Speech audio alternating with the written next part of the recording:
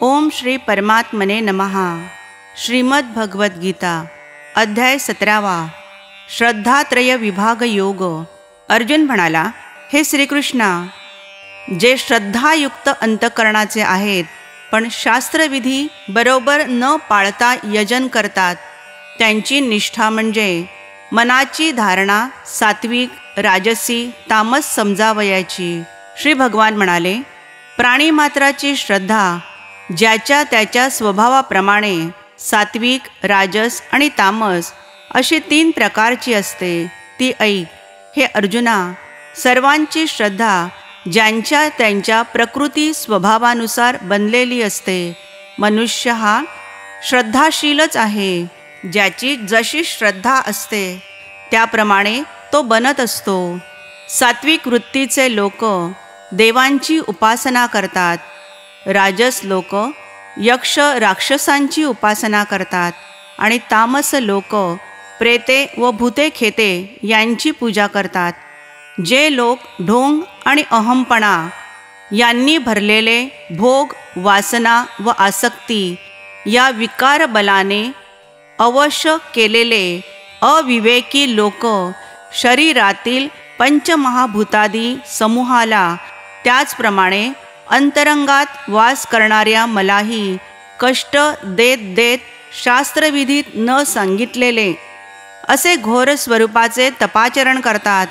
ते लोक आसुरी वृत्तीचे आहेत असे समज. आता या सर्व प्राणीमात्रांना आवडणारा आहार देखील 3 प्रकारचा असतो. त्याचप्रमाणे यज्ञ, तप व दान यांचेही 3 प्रकार होतात. त्यांचे भेद सांगतो, ते तू ऐक. आयुष्य, ओज, शक्ती, आरोग्य, सुख व प्रेम वाढविणारे असून स्निग्ध शरीरातून मुरून चिरकाल राहणारे आणि मन प्रसन्न ठेवणारे अशा प्रकारचे खाद्यपेयादी अन्नपदार्थ सात्विक वृत्तीच्या माणसांना आवडतात. तिखट, आंबट, खारट, अतिउष्ण, झणझणीत, नीरस, दाह करणारे, त्याचप्रमाणे दुःख, शोक व रोग उत्पन्न करणारे आहार राजस वृत्तीच्या लोकांना प्रिय असतात.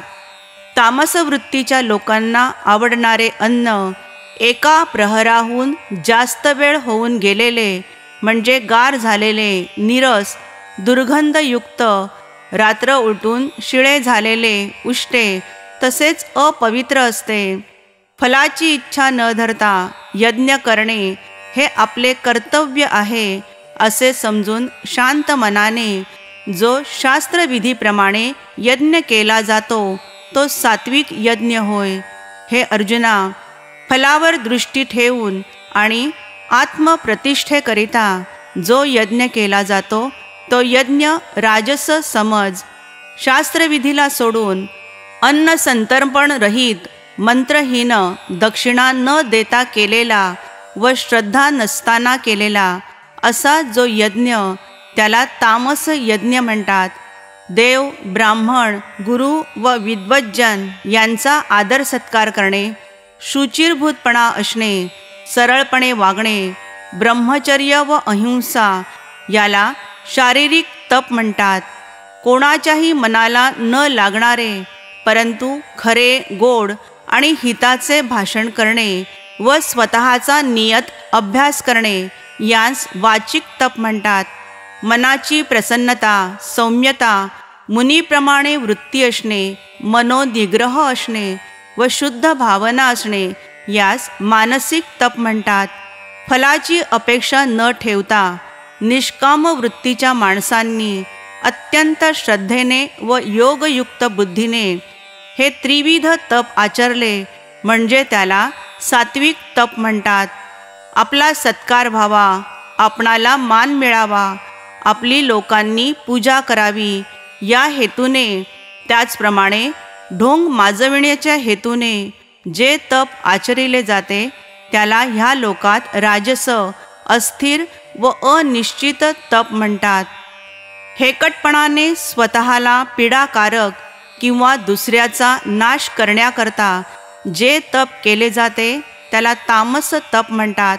दान करणे हे आपले कर्तव्य आहे असे समजून आपल्यावर उपकार न करणाऱ्यास योग्य स्थळी व पात्रापात्र पाहून जे दान दिले जाते त्याला सात्विक दान म्हणतात.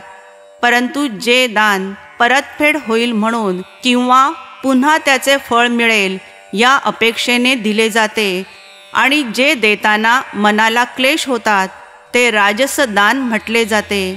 अयोग्य वेळी अयोग्य माणसांना सत्कार न करता अवहेलना करून जे दिले जाते त्याला तामस दान म्हणतात. ओम तत् सत असा 3 प्रकारचा ब्रह्माचा निर्देश केला जातो. या निर्देशाप्रमाणे पूर्वी प्रजापतीने ब्राह्मणादी वर्ण, वेद व यज्ञ निर्माण केले आहेत. म्हणूनच ब्रह्मवादी लोकांची यज्ञ, दान व तपादी शास्त्राविहित कर्मे नेहमी ओम असा उच्चार करून सुरू होतात.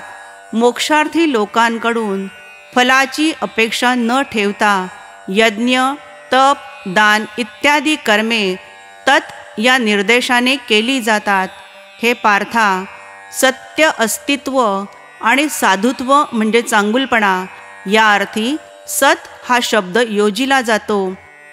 तसेच प्रशस्त म्हणजे चांगल्या कर्मालाही सत हा शब्द योजला जातो. यज्ञ, तप आणि दान करीत राहणे या स्थितीला सत असे म्हणतात आणि त्याकरिता केलेल्या कर्मालाही सत असे म्हणतात. हे अर्जुना, अश्रद्धेने केलेले हवन, दिलेले दान, आचरलेले तप किंवा कोणतेही कर्म असत म्हटले जाते. ते परलोकात उपयोगी पडत नाही व इहलोकातही उपयोगी पडत नाही. याप्रमाणे श्रीकृष्णांनी गायलेल्या उपनिषदातील ब्रह्मविद्यांतर्गत श्रीकृष्णार्जुन संवादातील श्रद्धात्रय विभागयोग नावाचा 17वा अध्याय संपूर्ण झाला. श्रीकृष्णार्पणमस्तु.